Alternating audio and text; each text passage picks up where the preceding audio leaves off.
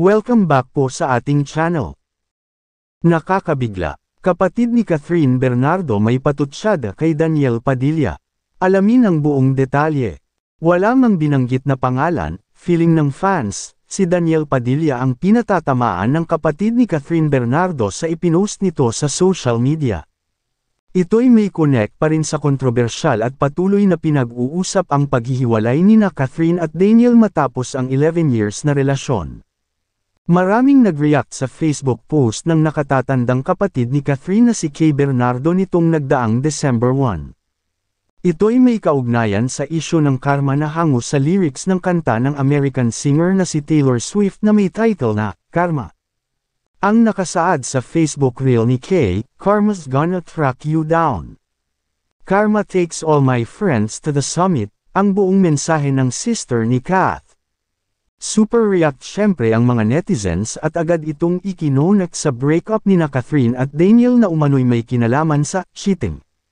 Komento ng isang netizen, "Hugs to you Ma'am Kay Exilate Dun Arbor, I know sobrang sakit sa inyo sapagkat kapatid mo ang sinaktan. Kaming mga fans niya nasaktan ng sobra. How much more pa kaya ikaw na ate?" Maraming babae nakarelate sa sitwasyon ni Kath ngayon. Aminin natin isa sa pinakamahirap na pinagdaanan natin, mahirap mag-move on, hirit ng isang FB user. Nag-end daw sa respect Pio sinisiraan naman, say ng isa pa. Mas masakit talaga pag nakikita mong kung paano nasasaktan ang kapatid, ang say naman ng isa pang. Unang kinumpirma ni Catherine ang hiwalayan nila ni DJ.